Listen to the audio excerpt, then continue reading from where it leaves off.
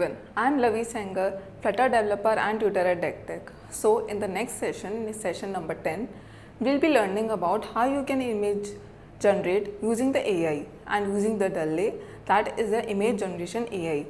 So let's move on to our next slide. So today you will be learning about how you can image generate using this. So introduction to DALL-E, OpenAI's image generation model, that is an image generation model that will be using the API endpoints, images and generations, how you can use the API endpoints for image generation, understanding the response, image URLs versus base64 JSON, also writing good image prompts, the art of describing, how you can write the good prompts and how you can understand the response where it was in the image URL or it was in the base64 JSON. Displaying the images in Flutter, how you can display your image in the UI.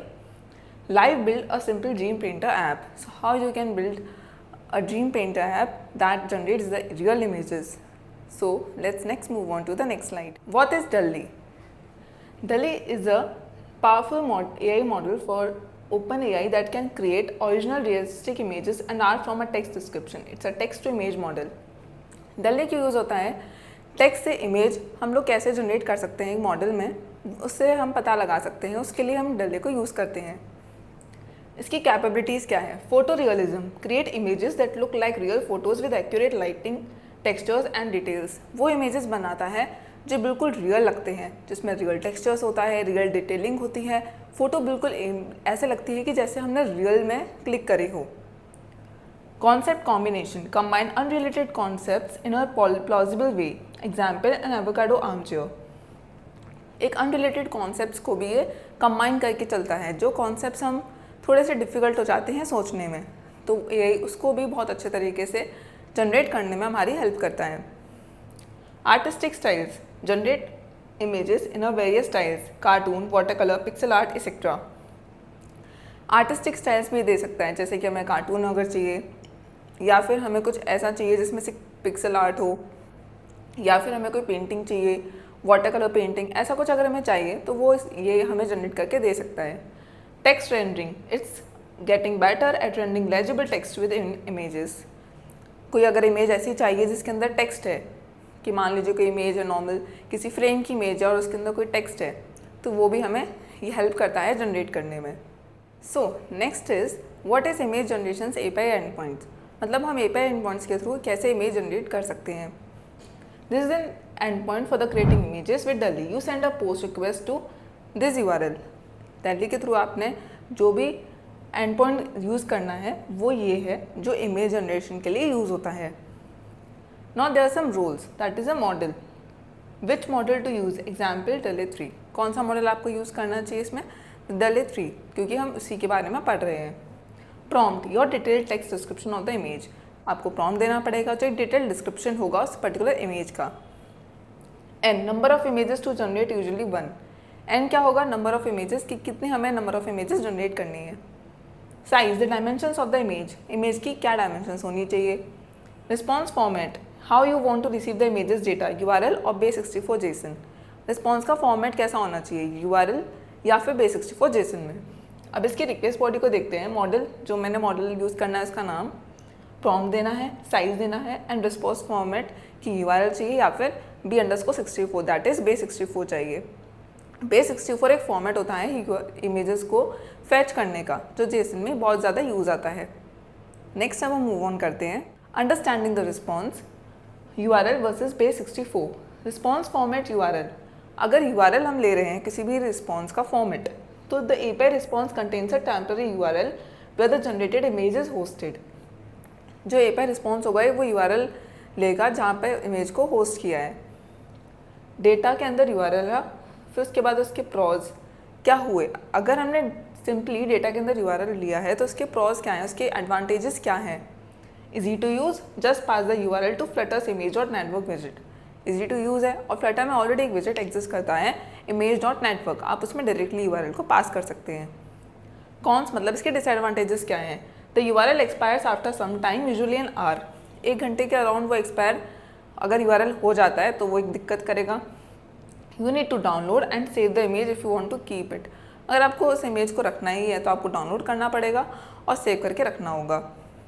Next है कि अगर हम base64 Jason में इसको generate करवाते हैं, the API response contains the raw image data encoded as a base64 string. जो भी इमेज का एक रॉ इनकोडेड डेटा होता है जो base64 स्ट्रिंग में स्टोर होता है, डेटा फिर base64 जेसन और कुछ इस तरीके से बहुत लंबी सारी स्ट्रिंग होती है जो इनकोडेड होती है, ऊपर से एक रॉ जेसन भी उसमें होता है। इसके एडवांटेजेस क्या है? You get the image data directly, no need for a second download.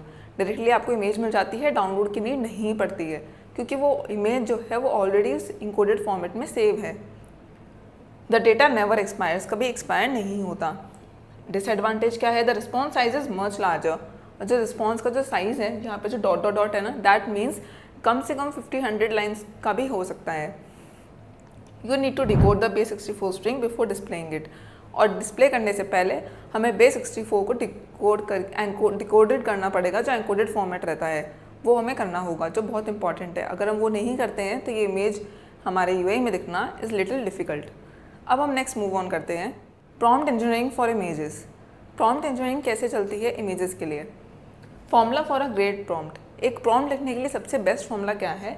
Style, कि आपको कैसा चाहिए, ऑफ अ सब्जेक्ट, आपको क्या चीज़ चाहिए। मतलब एक आपको अगर लाइटनिंग इमेज चाहिए जो बहुत सिनेमैटिक व्यू दे, तो एक cinematic view of a subject. Subject means for example मैंने लिया नेचर। नेचर में भी कैसे कि माउंटेन्स लिए, डूइंग एन एक्शन। अब माउंटेन्स कोई एक्शन नहीं कर सकते, बट हम इसमें एक एक्शन क्या परफॉर्म करवा सकते हैं कि playing, kids are playing in a setting. Setting मतलब किड्स कैसे प्ले करें, जैसे एक बॉल, बैट बॉल है, एक फील्ड सेट किया हुआ है, नियर द माउंटेन्स है, ऐसे कोई हमने एक प्रॉम्प्ट दिया। कंपोजिशन, कंपोजिशन मीन्स कि उसका क्या पूरा का पूरा व्यू है। एंड लाइटिंग, क्या और ऊपर से क्या पूरी ढंग से लाइटिंग है। Tips for better prompts. अब बेटर प्रॉम्प्ट्स हम कैसे लिख सकते हैं? Be hyper specific. Hyper specific means a photo realistic image of a fluffy orange cat sleeping on a sunlit window. Hyper specific मतलब कि बहुत ज़्यादा स्पेसिफिक, एग्जैक्टली मुझे ये चीज़ अपने प्रॉम्प्ट में, मतलब अपनी इमेज में इस प्रॉम्प्ट के थ्रू चाहिए। Mention the style, example a water colour painting of a logo for a cartoon drying of etcetera. Style भी मेंशन कर सकती हूँ मैं कि मुझे वाटर कलर पेंटिंग चाहिए, लोगो चाहिए, या फिर कोई सिनेमेटिक व्यू चाहिए, कुछ जो भी मुझे चाहिए वो मैं यहाँ पर मेंशन कर सकती हूँ। Describe the mood and lightning with cinematic lightning with dark atmosphere with vibrant colours. मुझे क्या मूड चाहिए, क्या इस हिसाब से उसमें लाइट वगैरह होनी चाहिए, मतलब कितना ब्राइटनेस, कितना कॉन्ट्रास्ट होना चाहिए इमेज का, वो भी मैं डिफ़ाइन कर सकती हूँ। और ये जितने भी प्रॉम्प्ट के हम स्टाइल्स पढ़ते हैं, ये इमेजेस को डिफ़ाइन करने के लिए बहुत ज़्यादा इंपॉर्टेंट है। Mention the composition as a close up shot from a wide angle view taken from a low angle. एक लो एंगल से ली गई फ़ोटो भी हम जनरेट करवा सकते हैं, या फिर एक शॉट, या फिर एक वाइड एंगल व्यू से ली गई फ़ोटो भी। ये तो सिर्फ एग्जाम्पल्स हैं, आप अपने हिसाब से कुछ भी एक अच्छा सा प्रॉम्प्ट लिख करके रेडी कर सकते हैं। फॉर एग्जाम्पल कि जैसे मैंने लिखा a photo realistic image of a fluffy orange cat sleeping on a sunlight window.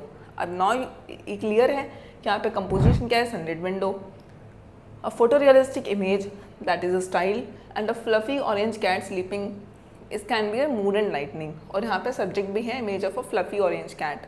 तो ये जो ऊपर फॉर्मूला था, ये एग्जाम्पल अपने आप में उस चीज़ को सॉल्व कर रहा है। Remember the quality of a prompt directly impacts the quality of the generated image. जितना बेटर आप प्रॉम्प्ट लिखेंगे उतनी बेटर ही इसकी इमेज जनरेट होकर के यही हमें देता है। तो ये हमेशा हमें ध्यान रखना है, जो हमने लास्ट सेशन में पढ़ा था कि प्रॉम्प्ट जो होता है वो जितना उतना ही अच्छा आउटपुट देगा जितना अच्छा हम इसको इनपुट दे रहे हैं। तो प्लीज़ रिमेंबर दैट। नेक्स्ट हम मूव ऑन करते हैं इसके एक्सप्लेनेशन पे, इसको समझते हैं कि ये कैसे वर्क करता है। Future string generate image API की हमें वही एपीआई की लगानी है जो भी हम सीक्रेट एपीआई की यूज़ कर रहे हैं। उसके बाद ये यूआरएल है, देन उसका वही रिस्पॉन्स है, उसका वही मेथड है जैसे हम एक एपीआई को कॉल करते हैं। रिस्पॉन्स हमने किया, यूआरएल उसमें दिया, हेडर दिया, content type, application JSON, authorization bearer, API key हमने पास करी, बॉडी में जेसन एनकोड पास किया, मॉडल हमने पास किया, प्रॉम्प्ट पास किया, एन साइज़ पास किया कि कितनी इमेजेस चाहिए दैट इज़ 1, फिर साइज़ पास किया इमेज का, रिस्पॉन्स फॉर्मेट क्या चाहिए यूआरएल base64, और उसके बाद जो भी स्टेटस कोड आएगा वो, और उसके बाद जो भी इसका एरर पार्ट है या एल्स में जो भी आएगा स्टेटस कोड 200 के अलावा वो प्रिंट हो जाएगा। तो ये पूरा फॉर्मेट चलता है API को कॉल करने का।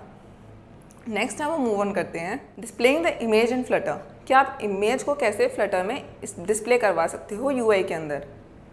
Once you have the image URL, displaying it is very easy using Flutter's image.network constructor. एक इमेज है, image.network कंस्ट्रक्टर के थ्रू आप उसको डिस्प्ले करवा सकते हो यूजिंग image.network। image.network जो विजिट है उसको यूज़ किया, इमेज URL इसमें पास किया।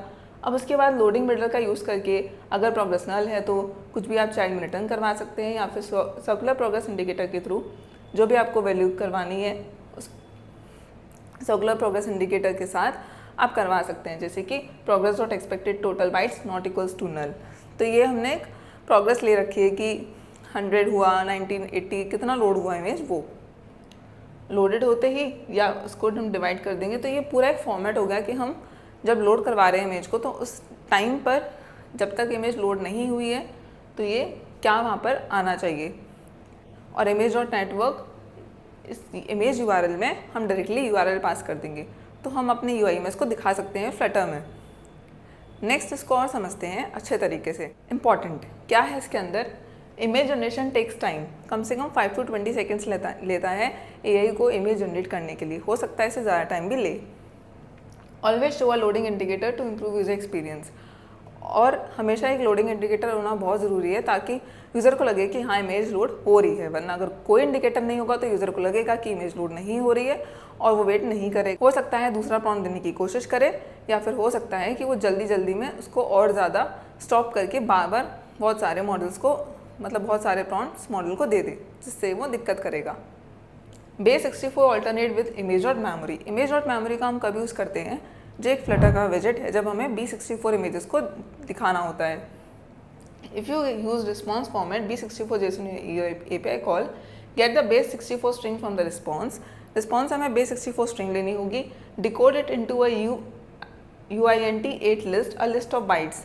UINT8 लिस्ट एक बाइट्स की लिस्ट होती है, फॉर्मेट होता है। हम UINT8 लिस्ट को यूज़ करके किसी भी इमेज को जो base64 में है उसको शो करवाने के लिए इसको यूज़ करते हैं। Use the image.memory constructor. image.memory constructor का यूज़ करना पड़ता है। Final image bytes equals to base64 decode, base64 string हमें पास करनी है और image.memory में ये हमें इमेज बाइट्स हमें पास करनी होती है। अब इसका फ्लो कैसे चलता है, अगर URL अप्रोच है तो क्या होगा, API रिस्पॉन्स URL में जब हमें मिलेगा image.network से हम डायरेक्टली शो करवा देंगे। वर्सेस base64 अगर हमें मिल रहा है तो base64 स्ट्रिंग जो हमें API रिस्पॉन्स में आई है उसमें base64 डिकोड का हमें यूज़ करना है। अब हमने देखा कि हम कैसे हमारे एप्लीकेशन में base64 या फिर URL अप्रोच के थ्रू AI से जनरेटेड इमेज को शो कर सकते हैं, प्लस हमें AI से इमेज जनरेट भी करवा सकते हैं एप्लीकेशन के अंदर ही। How to use OpenAI's DALL-E model via its API के थ्रू कैसे हम जनरेट करवाया। How the difference between receiving image data as a URL versus a base64 string.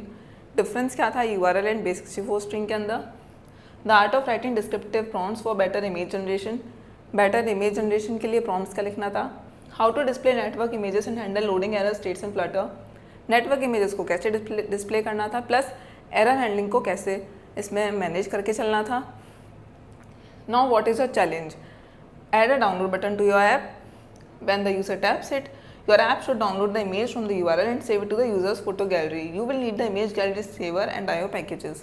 ये तो हमें करना ही है, प्लस हमें एक प्रॉम्प्ट जो हमने पहले वाले सेशन में देखा था कि हम एक प्रॉम्प्ट डालेंगे, तो वहाँ पर एक प्रॉम्प्ट डालने से ये इमेज जनरेट होनी चाहिए जो डाउनलोड के बटन पे सेव हो जाएगी हमारे फ़ोन के अंदर ही। और यूज़र उसको डिस्प्ले करवाने के लिए या तो हम हमारी मेमोरी में भी देखेंगे, मतलब जो फ़ोन की मेमोरी है उसमें भी, और यूज़र से भी जब यूज़र उसमें डाउनलोड कर लेगा तो वो हमारे UI में भी वो शो होनी चाहिए, या फिर डाउनलोड होने से पहले भी शो होनी चाहिए वो जो इमेज उसने जनरेट करी है। तो दोनों टाइम पर भी हम उसको शो करवा सकते हैं।